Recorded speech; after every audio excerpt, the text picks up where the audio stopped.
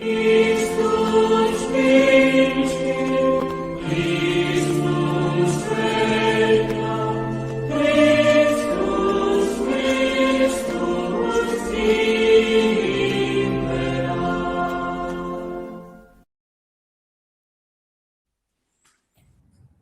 Buenas tardes, querido profesor. Buenas tardes, Padre, en estos santos días de la pasión de nuestro Señor Jesucristo. Bueno, pues estamos aquí para, en estos días de la pasión de nuestro Señor, brindarles unas pequeñas reflexiones, el doctor César y un servidor, concretamente sobre las palabras de nuestro Señor en la cruz. Son muy conocidos los sermones que antes se hacían sobre las 7 palabras, ¿verdad, doctor? Y que solían tardar mucho tiempo y la gente iba a escucharlas y meditarlas, donde si vamos hurgando, meditándolas, pensándolas como la Virgen María lo solía hacer, como dice el Evangelio, guardaba estas cosas y las meditaba en su corazón, si las meditamos, podemos encontrar pues una serie de enseñanzas, de consuelo para nuestro corazón y por lo tanto motivos para amar mucho más a nuestro Señor y especialmente en estos días donde estamos una vez más contemplando, recordando ese amor tan grande de Cristo por nosotros. Pues antes de empezar, entonces vamos a encomendarnos a la Virgen de los Dolores, ella que siempre está a los pies de nuestro Señor, que nos enseñe a estar también con ella y como ella a los pies de Cristo en la cruz. Nos encomendamos a la Virgen. In nomine Patris et Filii et Spiritus Sancti. Amén. Ave María, gracia plena Dominus tecum, benedicta tui mulieribus, et benedictus fructus ventris tui, Iesus. Santa María, Mater Dei, ora pro nobis peccatoribus, nunc et in hora mortis nostre. Amén. Sagrado Corazón de Jesús, En vos confío, dulce Corazón de María, sed la salvación del alma mía. Ave María Purísima. Sin pecado concebida. Bueno, profesor, pues primero darle las gracias por estar una vez más aquí en este programa, en el canal que es también de usted. Y vamos entonces a comentar las 7 palabras de nuestro Señor. Lo haremos de la siguiente manera. El doctor pues comentará la primera palabra, bueno, entonces iremos intercalando. Bien, y que sirva pues de provecho para la gente, repito, que sirva como meditación, también como un examen de conciencia que nos viene bien hacer con mucha más profundidad durante estos días. Bueno, profesor, tiene usted la palabra. Gracias, Padre. La primera palabra de nuestro Señor es la siguiente, según el evangelista San Lucas, en el capítulo 22, versículo 34 de su evangelio. Iesus autem dicebat, pater dimite illis, non enim sciunt quid faciunt. Y Jesús decía, Padre, perdónales porque no saben lo que hacen. Dice el padre Luis de la Palma en su Historia de la Sagrada Pasión, que es un libro que recomiendo mucho en estos días, porque de verdad que es muy profundo y nos pone en el lugar donde ocurren estos acontecimientos sagrados y a la vez nos enseña las lecciones espirituales y morales de estos días eminentísimos, de estos días fundamentales en la historia del universo y en la vida de nuestro Señor Jesucristo. Y dice el padre Luis de la Palma, y no teniendo sano ningún miembro, sino solo la lengua, nuestro Señor, la cual con la fatiga mortal y derramamiento de la sangre tenía seca, y de la hiel que le dieron, había quedado amarga. y demanda con ella y ruega al Eterno Padre que perdone a aquellos pecadores que le tenían puesto en aquel aprieto. Es decir, nuestro Señor Jesucristo tenía como único miembro sano, aunque hasta cierto punto, la lengua, en ese momento en que estaba crucificado, y ese único miembro sano lo usa para pedir perdón, para pedir a Dios que perdone a los pecadores que lo habían crucificado. Y nos dice el padre Luis de Granada: con esto mostró el Señor que le dolía más la perdición de aquella gente que todo lo demás que él padecía en su persona. Pues no cuidando de sí, cuida de ellos, y olvidándose de sí, se acuerda de ellos. Y no pidiendo alivio ni remedio para sí, lo pide para ellos. Fin de la cita. Es decir, nuestro Señor pide el perdón para los pecadores a su Padre, con el único miembro sano que tiene. Y esa es una gran lección para nosotros, una gran lección de misericordia. Cómo nuestro Señor en esos momentos se acuerda de aquellos que se habían constituido de manera gratuita en sus enemigos. Ahora, entre ellos había hombres ciegos e ignorantes, había hombres ambiciosos, había hombres cobardes, entre todos aquellos que de alguna u otra manera habían contribuido a su injusta condena a muerte y a su crucifixión. Unos estaban apasionados, otros engañados. Pero había, al menos entre los líderes del pueblo, entre los escribas, los sacerdotes, el liderazgo intelectual y espiritual del pueblo, una ceguera voluntaria. ¿Cómo sabemos que había una ceguera voluntaria? Por dos fuentes.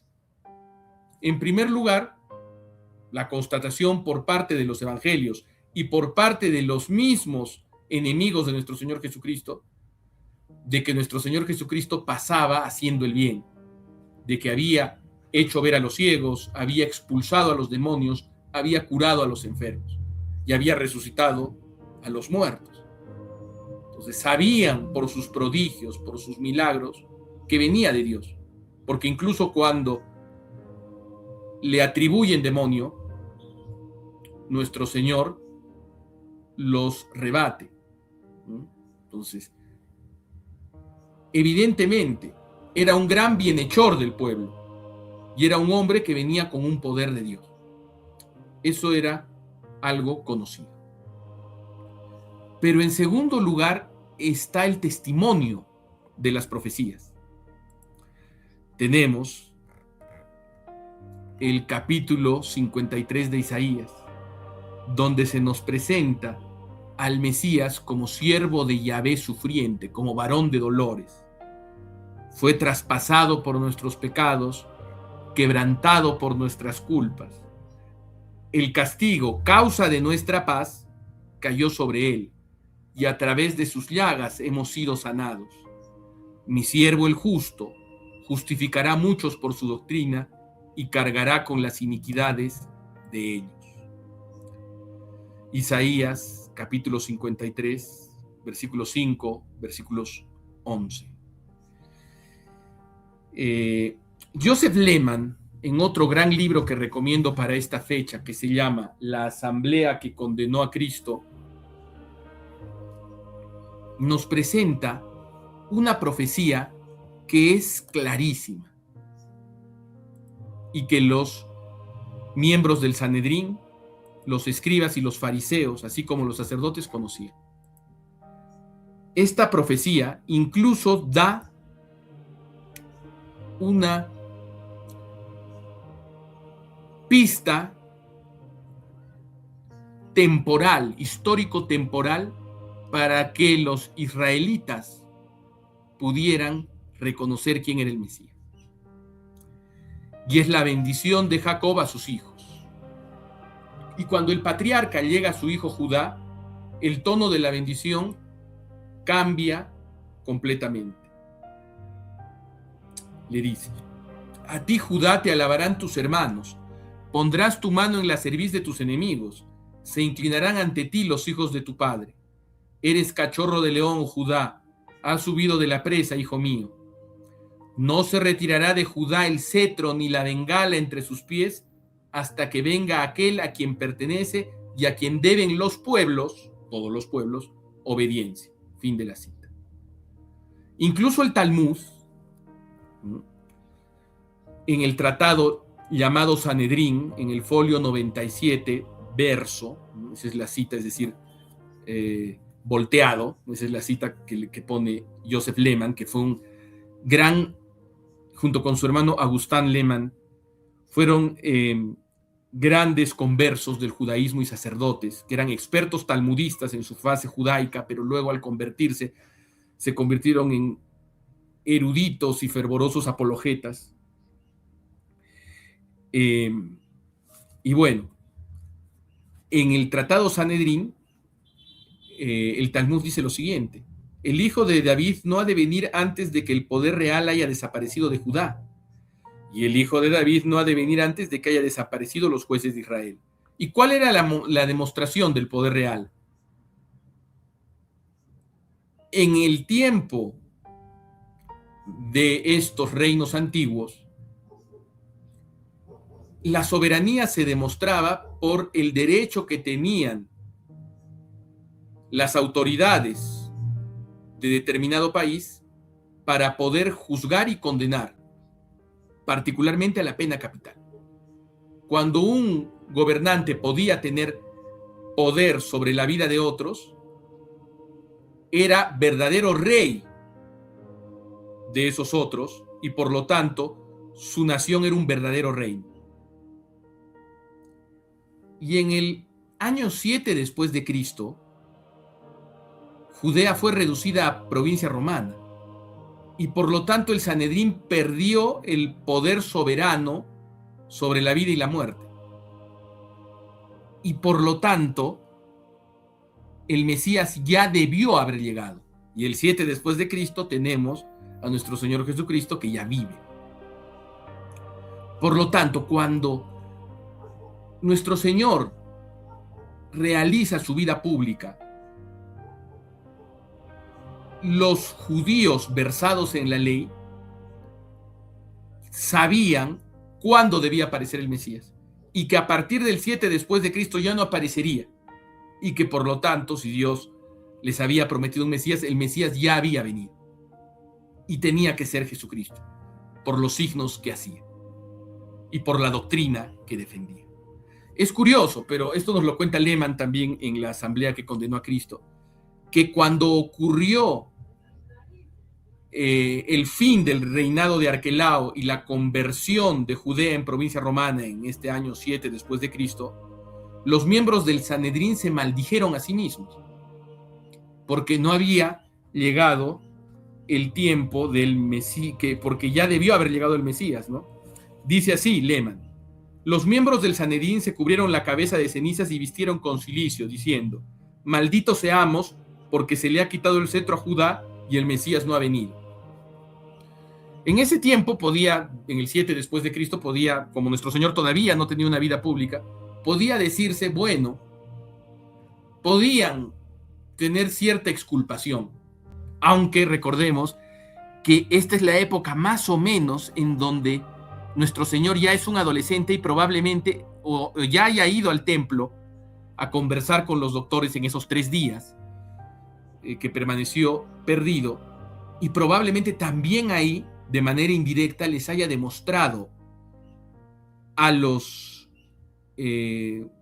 sacerdotes en el templo y a los escribas que él venía de lo alto. Pero como eso había sido a un grupo reducido, creemos creer, habría que pensarlo, todavía eran excusables, pero en los 3 años de su vida pública ya no eran excusables. Y por eso es que la maldición que ellos lanzan contra sí mismos acaba lamentablemente cumpliéndose. Así pues, Jesús perdona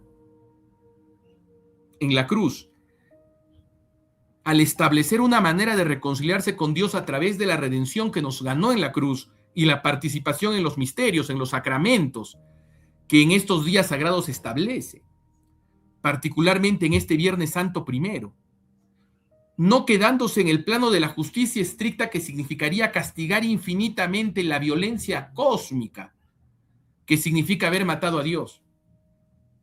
Pero para eso se requiere, en primer lugar, para reconciliarse con Dios, abandonar toda perfidia y tener fe en Él.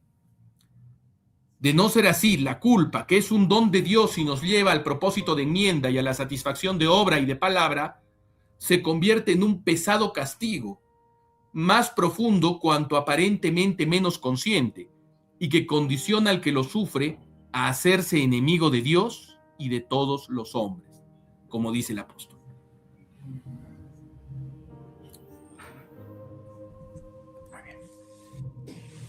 Bueno, doctor, pues muchas gracias por esta reflexión sobre Padre, perdónales porque no saben lo que hacen. Voy a pasar a explicar un poquito la segunda palabra de nuestro Señor. Vamos a tener el contexto de esta segunda palabra para poder entender y explicar mejor. Dice, llevaban también con él a otros dos que eran malhechores para ser ajusticiados. Y cuando llegaron al sitio llamado Calavera, allí lo crucificaron, a él y a los malhechores, uno a la derecha y otro a la izquierda.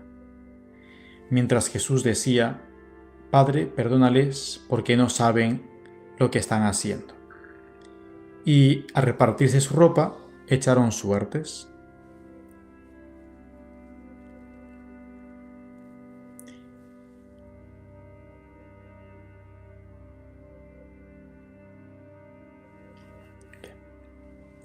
Se burlaban de él también los soldados, acercándose a ofrecerle vinagre, diciendo, si realmente tú eres el rey de los judíos, sálvate a ti mismo.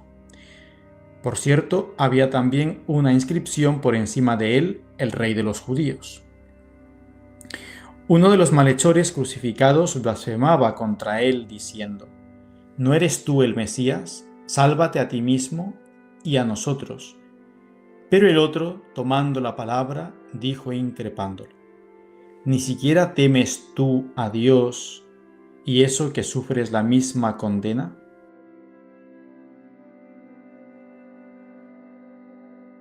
Y lo que es nosotros, justamente, pues recibimos el pago de lo que hicimos. En cambio, éste no ha hecho nada malo. Y decía, Jesús, acuérdate de mí cuando vuelvas como rey, o a tu reino, traducen otros. Jesús le dijo, de verdad te digo, hoy conmigo estarás en el paraíso. Y esta es la segunda palabra que vamos a meditar. Hoy conmigo estarás en el paraíso, hoy estarás conmigo en el paraíso. Lo primero que me gustaría hacer notar es cómo todos tenemos una cruz que llevar. Nadie en esta tierra está libre de cruz. Cruz tenía nuestro Señor, una cruz además que lo toma como suya, pero que realmente esa cruz la teníamos que llevar nosotros. Teníamos que haberlo sufrido nosotros. Y sin embargo, también al lado de él van a ser crucificados dos malhechores que sí tenían culpa propia y tenían motivos para llevar y para morir culpablemente, ¿no? Allí hay tres corazones crucificados. El corazón de nuestro Señor, un hombre con ese corazón divino, humano, y luego dos malhechores. Los malhechores seguramente pues lleno de pecados, de rabia, de odio, de traiciones, de sedición, etc. Y sin embargo, ellos tres los malhechores y nuestro Señor, toman la cruz de manera distinta, ¿no? Y esta es la primera cuestión de nuestra vida. Saber que no podemos y no vamos a estar en la tierra sin cruz. Y la cuestión es cómo llevo yo la cruz, cómo tomo yo la cruz.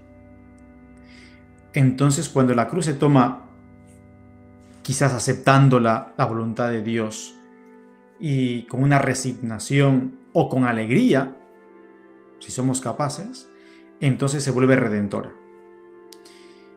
Estos malhechores, al principio, los dos llevarían la cruz de manera, pues, rechazándola, pero uno de ellos, poco a poco, se va transformando. Y seguramente se va transformando porque ve a aquel que está siendo crucificado o aquel que es crucificado, le vio llevar la cruz, cómo abrazó la cruz, cómo caía y se levantaba una y otra vez.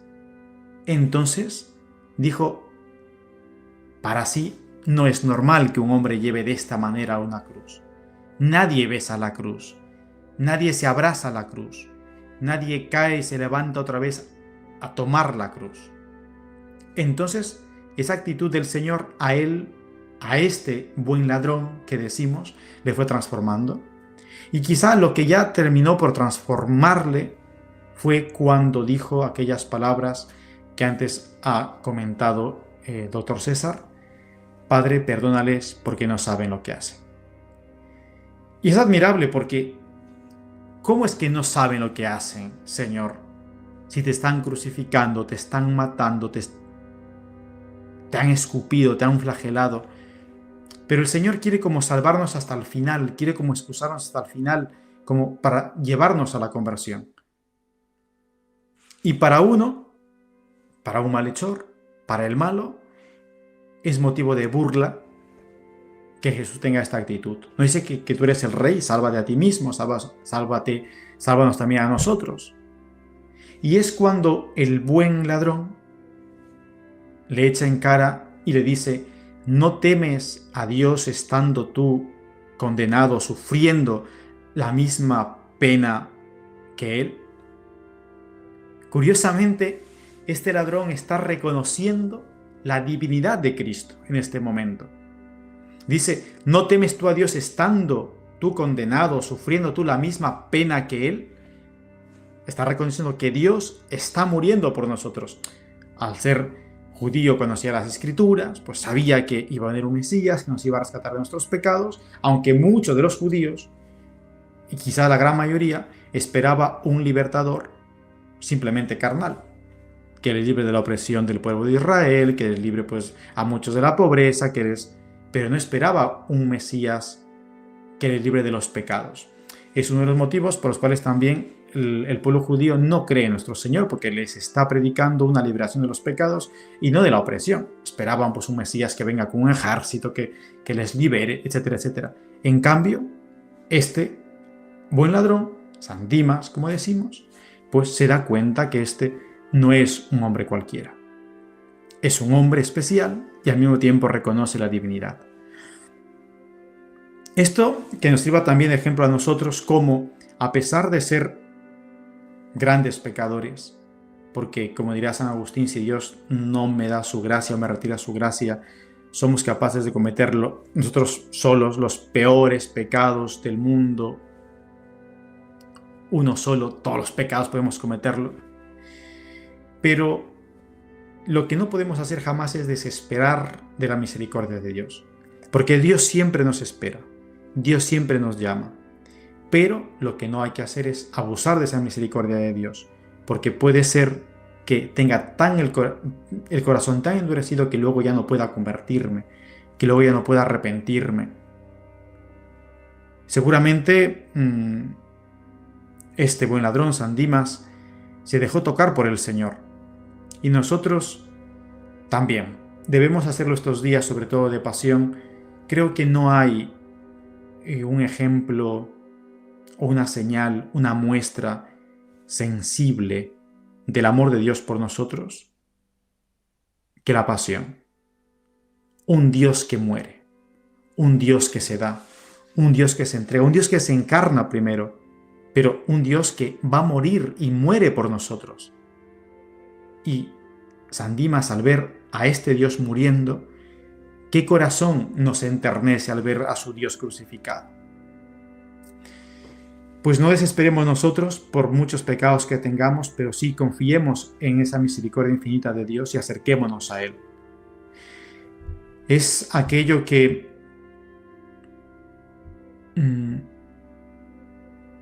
nuestro Señor se cuenta cuando se aparece a San Jerónimo, algo así como le pregunta a nuestro Señor, ¿qué me das? ¿No? ¿Qué me quieres dar? Le pregunta a nuestro Señor. Y le dice, Señor, pues te doy mis escritos, lo que he escrito por ti, mis libros, mis estudios. No, eso yo no lo quiero. Pues Señor, entonces te doy mis penitencias, mis sufrimientos, mis sacrificios. Bueno, también eso puede ser que lo acepte, pero después, ¿qué quieres, Señor? Le dice nuestro Señor Jerónimo, dame tus pecados. Y Cristo quiere que yo le entregue mis pecados para que Él los pueda aniquilar, para que Él los pueda quitar de nosotros. Es lo que hace en este caso el buen ladrón. Reconoce la divinidad de Dios y le dice, Señor, acuérdate de mí cuando vuelvas a tu reino, ¿no? Y nuestro Señor le dice, hoy estarás conmigo en el paraíso. Hoy estarás conmigo en el paraíso. Bueno, me gustaría terminar esta reflexión haciendo caer en la cuenta cómo Cristo nuestro Señor viene a traernos el reino de Dios. ¿Y en qué consiste el reino de Dios? El reino de Dios consiste en estar unidos a Cristo especialmente, por medio de la gracia. Cuando los países o la cristiandad antigua se dejaba gobernar por la ley de Cristo, Cristo entonces reinaba realmente, reinaba porque la gente, la sociedad, las personas querían vivir unidos a Cristo por medio de la gracia. Y Cristo nuestro Señor viene a traernos esto, viene a traernos el reino de Dios, a unirnos al Padre, a hacernos hijos adoptivos de Dios por medio de la gracia. Y Cristo no es un libertador de pobreza, que muchas veces queremos un Cristo sin cruz, como dirá Fulton Sheen, que muchas veces queremos un Cristo sin cruz, a veces queremos una cruz sin Cristo, que tampoco tiene sentido. Queremos a Cristo con su cruz. No podemos querer a Cristo sin su cruz. Un Cristo que me libre de mis enfermedades, de mi pobreza, de mis problemas. ¿Cuántas veces, sacerdote, ustedes han oído decir, yo creía en Dios, pero he dejado de creer porque pedí a Dios que no se muera mi hermana, mi padre, mi abuela, y Dios no me escuchó, ya no creo en Él, por lo tanto, no me hizo caso. ¿Para qué seguir pidiéndole? Es que Dios no es una alcancía. Dios no es un cajero donde pones tu tarjeta, pones tu clave, 300 euros, 300 soles, y te lo da automáticamente. No, Dios no viene a librarnos de eso. Cristo hubiese podido venir a la tierra y no hacer ningún milagro de multiplicación de panes y peces y no hubiese pasado absolutamente nada. No tenía por qué dar de comer a los hambrientos o curar a los enfermos. Lo quiso hacer para demostrar su divinidad, para unirnos a Él, para creer en Él, para salvarnos, en último término, pero no para quitarnos de esa simple opresión de pobreza o de hambre o de enfermedad. Acudamos pues a Cristo buscando realmente unirnos a Él, que es como nosotros vamos a construir el reino de Dios, que decimos para que Cristo reine, ¿no? Que Cristo tiene que reinar y reina especialmente y empieza el reino de allí cuando vivimos en gracia de Dios.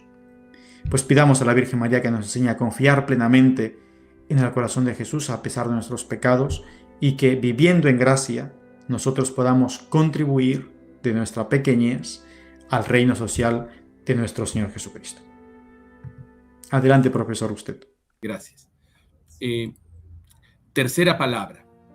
Viendo pues Jesús a su madre y junto a ella al discípulo a quien amaba, dice a su madre, mujer, he ahí a tu hijo. Después dice al discípulo, he ahí a tu madre. Juan 19:26. Aquí, en este momento solemne, Jesús llama a su madre mujer. ¿Cuál es el sentido de este epíteto? Queda claro que lejos de ser un nombre indiferente, o peor aún, una manifestación de irrespeto, es una referencia escriturística. Como tantas otras palabras de nuestro Señor en la cruz.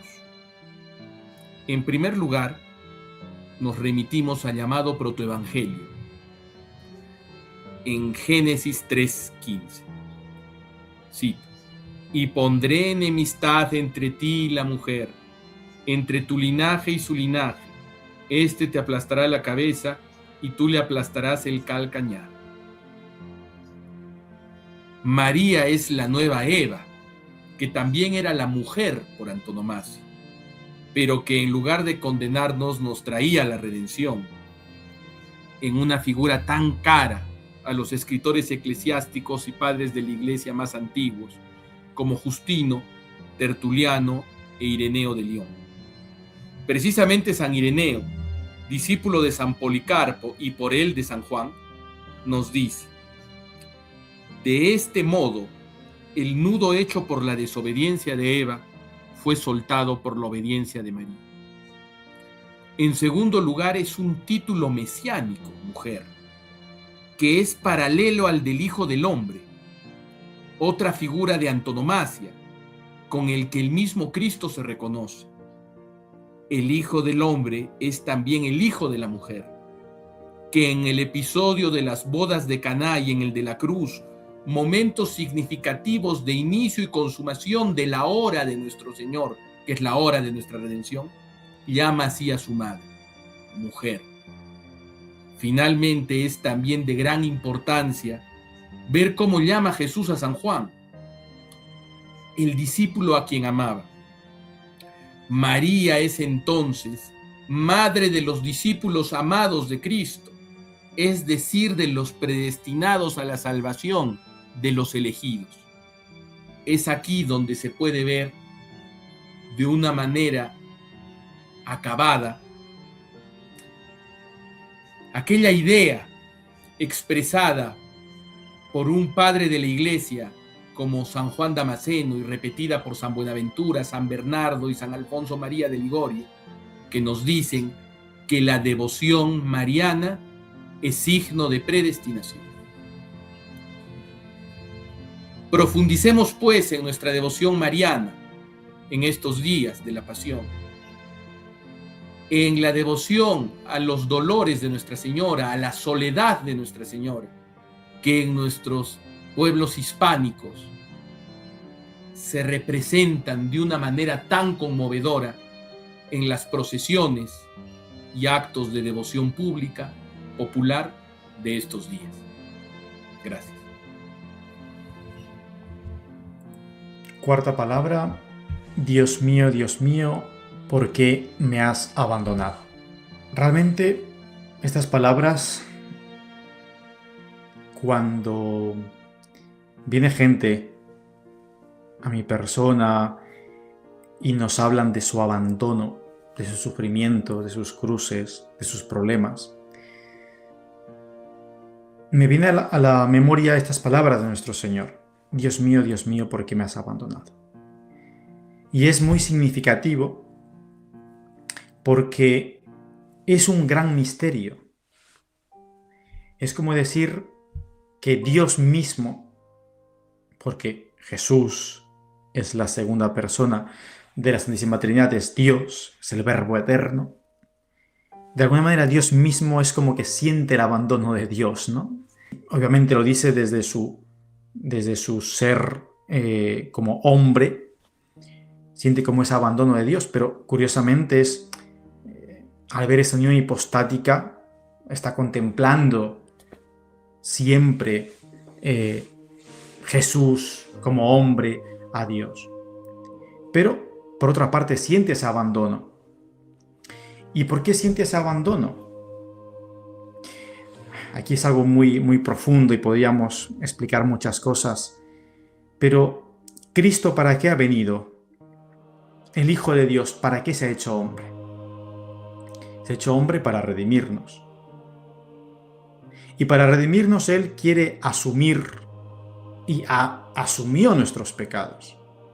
Los hizo como suyos.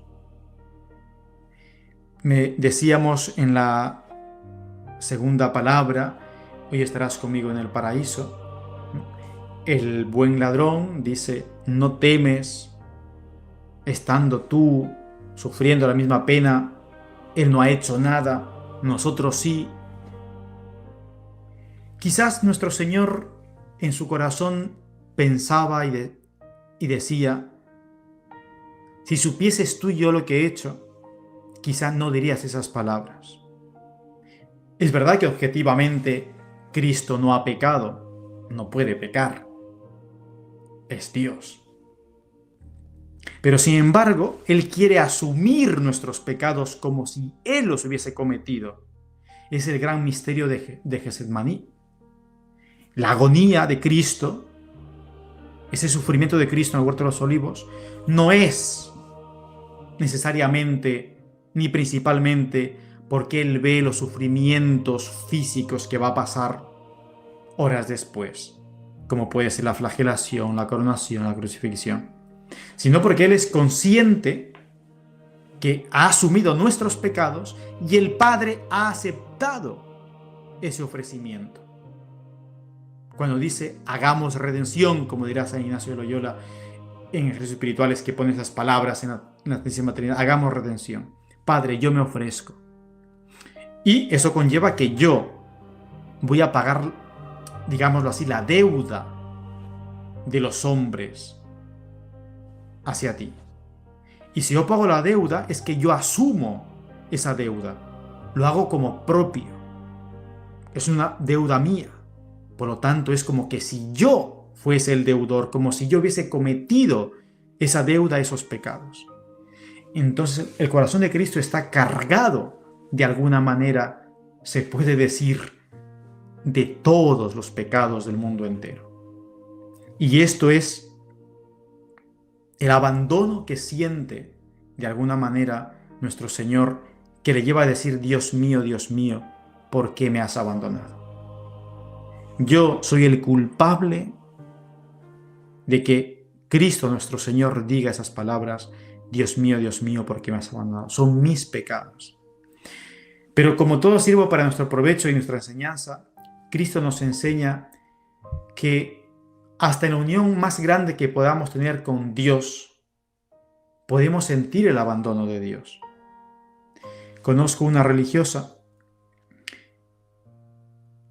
que lleva años sin sentir ese amor de Dios. Muchos años. Pero sin embargo, no he conocido a ninguna persona que ame tanto a Dios como esa religiosa. Ya es muy ancianita, tiene sus 80 y algo de años. Lleva años y años por un ofrecimiento que ella hizo por los sacerdotes, que no siente a Dios. Y sufre porque quiere sentirlo, pero dice, Padre, yo le amo, pero no le siento. Y es tan constante, tan entregada, y es admirable. Es de alguna manera ese Dios mío, ¿por qué me has abandonado? Muchas veces no vamos a sentir a Dios, no vamos a ver a Dios, pero sabemos que Dios está allí. Pero miren, estas palabras de nuestro Señor no solamente es un ¿por qué me has abandonado?, como diciendo el motivo del abandono. Algunos traducen es como Dios mío, ¿para qué me has abandonado? Es decir, se busca la finalidad del abandono.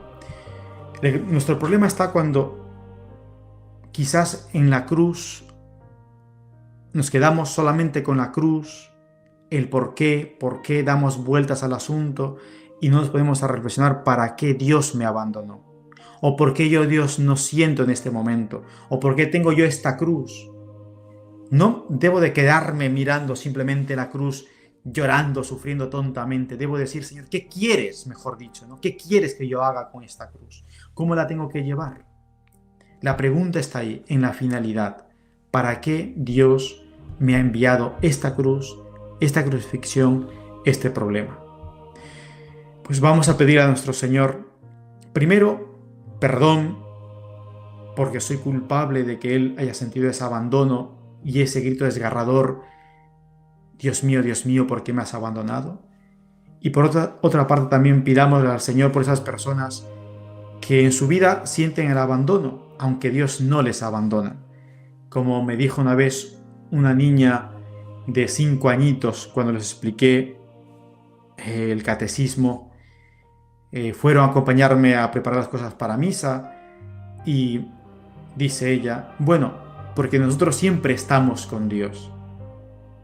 Y en ese momento la niña reflexiona y dice: bueno, no lo sé si nosotros siempre estamos con Dios, pero Dios Padre siempre está con nosotros. Una reflexión de una niña de 5 años que me dejó pasmado. Es verdad, a veces nosotros no siempre estamos con Dios porque le dejamos, pero Dios siempre está con nosotros. Señor, enséñanos a permanecer siempre a tu lado.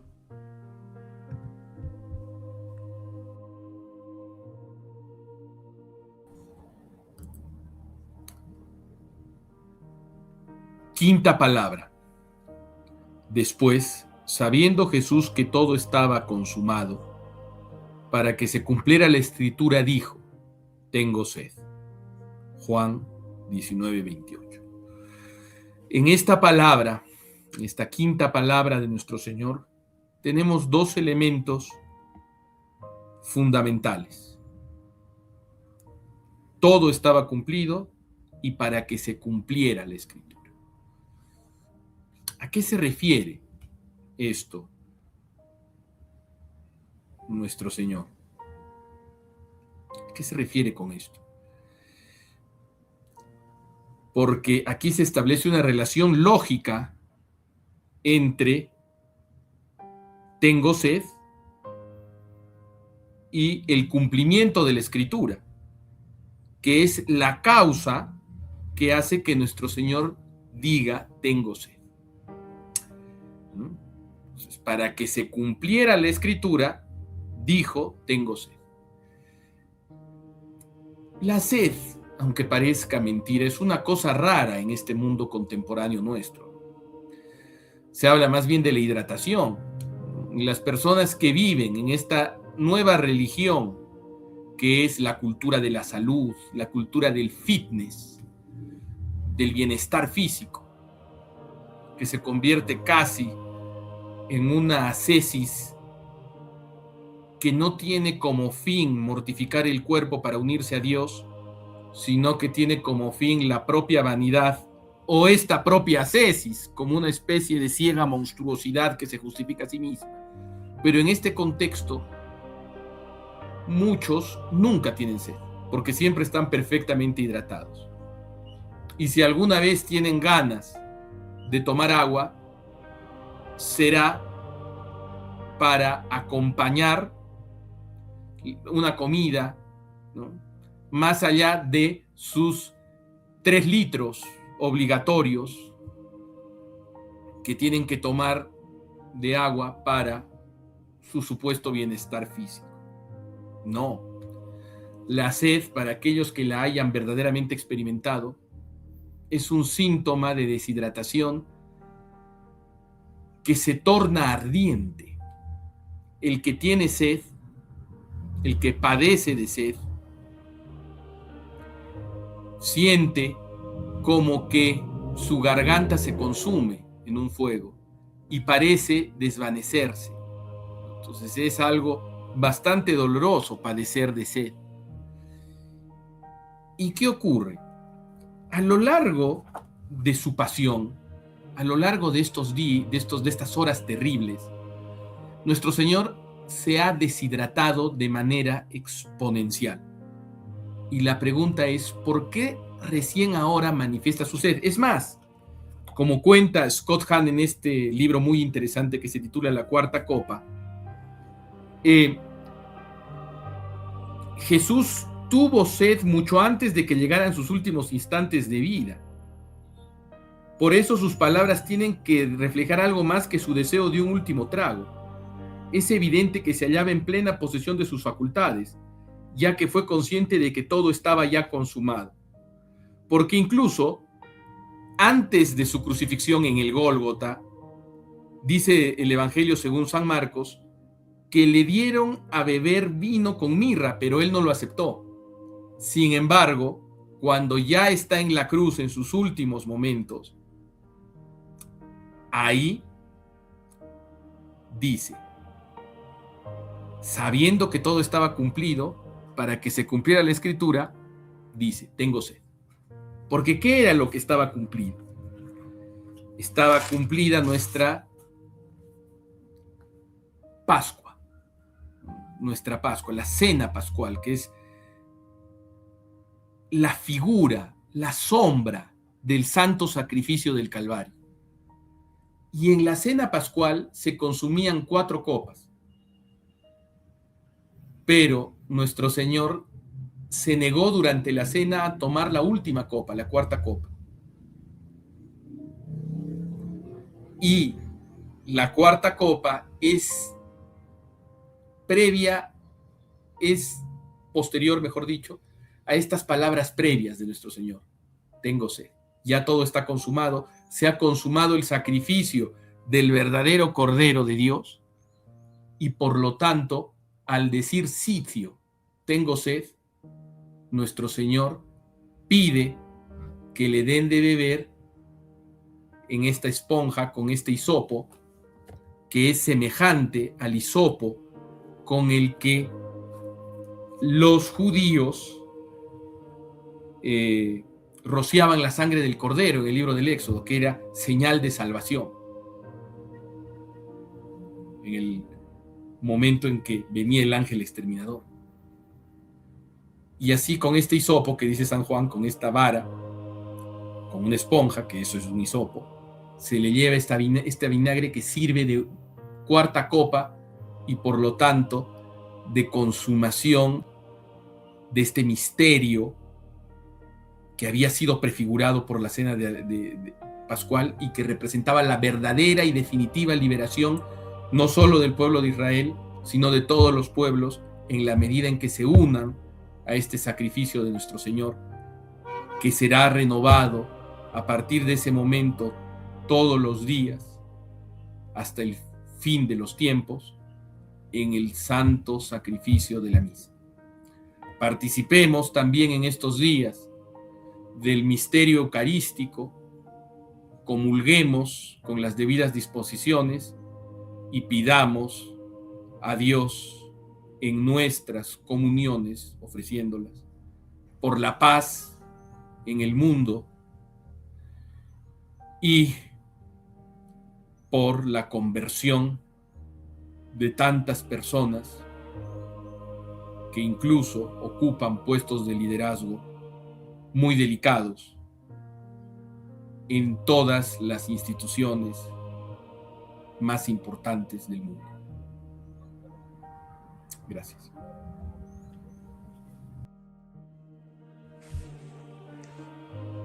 La 6ª palabra, consumatum est.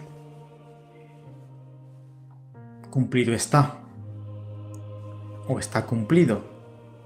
Consumatum est. Señor, ¿qué es lo que has cumplido? ¿O qué es lo que ya está cumplido? Todos los que nacemos, no hay ningún hombre que nazca para morir, con el fin de morir. Nacemos para vivir. Pero cuando el Hijo de Dios se hizo carne, venía con una finalidad, que era redimirnos. Y para redimirnos, Él quiso hacerlo por medio de la pasión, que era la manera, como dirá Santo Tomás, la que más convenía, ¿no? La que más convenía. Bueno, por mostrar mejor su justicia, su bondad, para darnos ejemplos, etcétera, etcétera. Entonces, cuando Cristo está en la cruz, ya crucificado, está a punto de morir, le dice a Dios Padre, todo está cumplido. Y también nos lo dice a nosotros. ¿Qué has cumplido, Señor? ¿Ha cumplido aquello para lo cual ha venido a esta tierra? que es justamente la redención del género humano. No son palabras de alegría del Señor como diciendo, por fin dejo de sufrir. No, porque realmente si Él hubiese podido sufrir un poco más, seguramente lo hubiese hecho. Como así se queja Él a Santa Marita María de Alacoque cuando le dice, he aquí este corazón que tanto ha amado a los hombres. ¿Qué más podía hacer? ¿Acaso podía hacer algo más? ¿Acaso viendo este corazón que tanto ha amado no sirve para que se compadezcan de mí y aún así me siguen ofendiendo constantemente con injurias, irreverencias, sacrilegios? Especialmente se queja ya el corazón en ese momento, especialmente en el Santísimo Sacramento del altar. El Señor, pues, dice, todo está cumplido, como diciendo, he redimido a los hombres. He cumplido aquello para lo cual he venido, la redención del género humano. Y lo ha hecho con creces. Lo ha hecho con creces y lo ha llevado hasta el extremo. Como dirá San Juan, y amando a los suyos les amó hasta el extremo. Amor hasta el extremo que se arrodilla en ese momento para lavar los pies a los apóstoles. Amor extremo que después les va a dejar su cuerpo y su sangre, donde va a firmar, como dirá algún autor, firma Cristo su muerte, su pasión, al momento en que instituye la Sagrada Eucaristía, cuando dice, tomad y comed, esto es mi cuerpo, tomad y bebed, este es el cáliz de mi sangre, se obliga a morir por nosotros. Pues nuestro Señor ha cumplido su misión, que es redimirnos. Desde ese momento que Él muere por nosotros, es crucificado por nosotros, nosotros podemos llegar a ser hijos de Dios. Digo podemos llegar a ser porque no somos automáticamente hijos de Dios. Tenemos que estar bautizados. No voy a decir ni hacer como todos ahora que dicen que todos somos hermanos y que todos somos hijos de Dios. Pues no, somos criaturas de Dios. Pero sí, a partir de la redención podemos llegar a ser hijos de Dios cuando nos bautizamos, que es por medio de la gracia que somos hijos de Dios. Cristo nos ha absuelto el pecado con su sangre, con su muerte y una muerte de cruz. Cristo ahora ha perfeccionado la creación por medio de la redención. Nos ha obtenido la restauración del hombre caído y ahora es elevado a la dignidad de Hijo de Dios por medio de la adopción. Ojalá nosotros cuando llegue el día de nuestra muerte podamos decir con sinceridad, también consummatum est. Padre, lo he cumplido. He cumplido la misión que me has encomendado en esta tierra, que al final, en último término, va a ser también mi propia salvación. Pero es una propia salvación que yo no la voy a obtener por mí mismo. Decíamos, explicando la segunda palabra, que el reino de Dios consiste en unirme a Cristo. Y solamente puedo salvarme cuando me uno a Cristo. Y unirme a Cristo es cumplir su voluntad como Cristo cumplió la voluntad del Padre. Padre, si es posible, aparta de mí este cáliz, pero no se haga mi voluntad sino la tuya. A veces la cruz pesa. A veces los sufrimientos, las persecuciones, las enfermedades, va a pesar.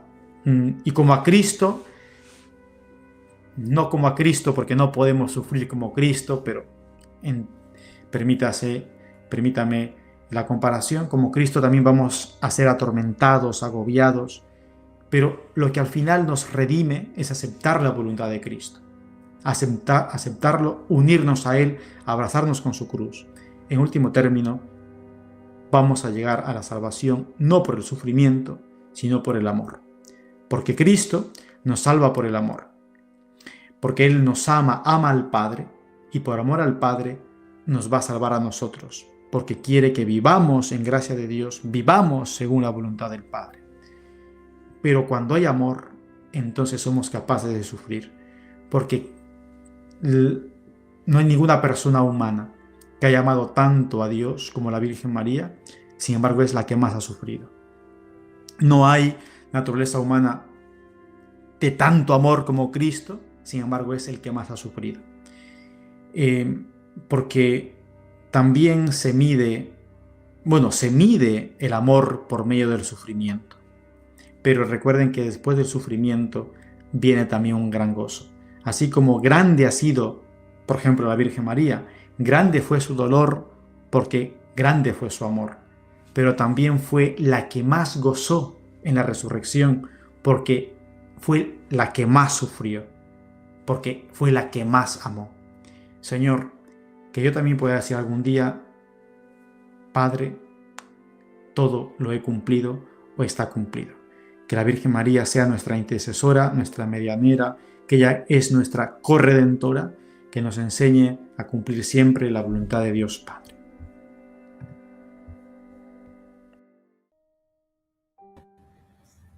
Bien, séptima y última palabra. Y dando una gran voz, Jesús dijo: Padre, en tus manos encomiendo mi espíritu. Lucas 23:46. Aquí podemos ver un dato interesante. Jesús grita en esta última palabra, pero no es un grito de desesperación, es una voce magna, dice la Vulgata, una gran voz. Eso lo notaron los evangelistas, que fue una gran voz, un clamor. San Marcos lo dice, ¿no? Que dando una gran voz entregó el Espíritu. San Mateo lo dice. San Marcos también dice algo semejante, ¿no? Entonces Jesús, habiendo dado una gran voz, expiró. Pero San Lucas es quien nos dice en qué consiste este clamor, en qué consiste esta gran voz. ¿Por qué? Porque, como sabemos, San Lucas, como cuenta la tradición, vivió después muy cerca de la Santísima Virgen María. Se le atribuye incluso el primer retrato de la Santísima Virgen María. Y por eso es probable que haya podido oír de la Santísima Virgen María de manera más exacta estas últimas palabras. El padre Luis de la Palma, en este libro que nunca será demasiado recomendado, ¿no? Porque en verdad la historia de la Sagrada Pasión es algo maravilloso, ¿no? Yo tengo aquí la edición de la BAC, que es la mejor probablemente porque han salido otras que son resumidas, pero de todas formas siempre es una muy buena lectura. Comenta este detalle de la gran voz. Y no sin causa dio el Señor esta tan grande voz, porque con ella mostró la confianza y seguridad con que moría y el triunfo que alcanzaba de sus enemigos, porque aquella grande voz fue de vencedor. Mostró bien que era Señor de la vida y de la muerte, y que no moría por flaqueza y necesidad, sino por sola su voluntad, y como tenía fuerza para dar aquella grande voz, la tuviera también para sustentar y detener la vida por todo el tiempo que quisiera. Mostró finalmente con esta voz milagrosa y sobre las fuerzas humanas lo que con las demás señales que entonces sucedieron conviene a saber que era verdaderamente Dios. Lo cual probó el suceso, porque como dice San Marcos, viéndole el centurión que estaba allí delante, que había muerto con grande voz, dijo: verdaderamente que este hombre era hijo de Dios. Entonces, horas atrás, en el huerto de los olivos, nuestro Señor le pide a su Padre que si es posible aparte de él este cáliz, esta gran prueba, pero que se haga su voluntad, la voluntad del Padre, y no la suya. Se somete en obediencia perfecta a la voluntad del Padre. Y después de que todo esté consumado, con voz de poder, se presenta ante el Padre y le dice: Padre, vuelvo contigo. Padre, he cumplido mi misión redentora. Quiera Dios darnos la gracia de la perseverancia final para que podamos encomendar sin ningún asomo de culpa nuestra alma al Creador cuando llegue nuestra hora, y podamos, al haber participado del sacrificio redentor de Cristo, alcanzar la gracia de la gloria imperecedera. Muchas gracias. Muy bien. Pues vamos a pedir a Nuestra Señora, a la Virgen María, que ella nos dé la gracia de poder estar, como decía al principio, como ella a los pies de la cruz. Y todos, cada vez que vamos a la Santa Misa, estamos realmente a los pies de la cruz. Porque la Santa Misa es esa actualización del único sacrificio, ¿no? Creo que Scott Hahn, que el doctor ha mencionado antes en este libro que tiene, creo que la Señora del Cordero, llega a decir algo así, que cuando uno va a misa realmente entra en un tiempo como atemporal, ¿no? Es como que nos trasladamos en ese momento al sacrificio de la cruz, porque realmente estamos a los pies de la cruz. Y en esta época en la que vivimos una desacralización de todo lo sagrado, empezando por la Iglesia, que se quiere convertir en una ONG y no en cumplir la misión que Cristo le ha encomendado, que es la salvación de los hombres, al fin y al cabo, porque es una prolongación de Cristo, la misión que tiene la Iglesia, y por ende, pues la Iglesia se ha desacralizado, y por eso los sacramentos también se han desacralizado tanto, especialmente la Santa Misa. Pues vamos a pedir a la Virgen María que primero que nos ayude a la restauración de la Santa Misa, como tiene que ser, como sacrificio, no solamente en lo substancial, sino también en lo accidental, porque lo accidental tiene su importancia, los gestos, las palabras, las reverencias, bueno, y luego lo sustancial, que sería pues ya las palabras mismas ahí, ¿no? Especialmente pues lo que sería el ofertorio y la consagración. Bueno, primero eso, pedir a la Virgen María la restauración de la Santa Misa, y en segundo lugar le vamos a pedir que nos enseñe a estar como ella a los pies de la cruz en cada Santa Misa. La Virgen María no estaría a los pies de la cruz riéndose, aplaudiendo, girando, distraída, sino que estaba compungida, dolorosa, atenta, viendo que no se perdiese ninguna gota de la sangre de nuestro Señor. Cuando Cristo ya fue sepultado, ella iría recogiendo, como dicen algunos santos, junto con San Juan, la sangre de nuestro Señor.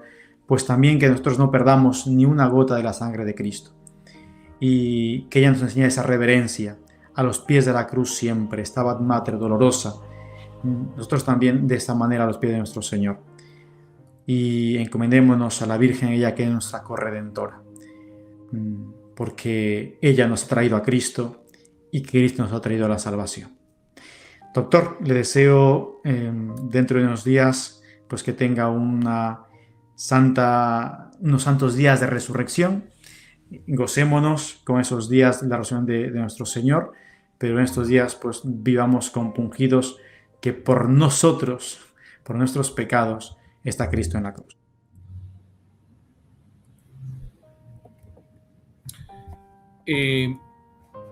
Mi querido Padre, le deseo que Dios le mande muchas gracias en este tiempo de la Pasión y del Triduo Pascual, y que todos podamos vivir esta Semana Santa, este Viernes Santo, como si fueran los últimos de nuestra vida, porque podrían serlo.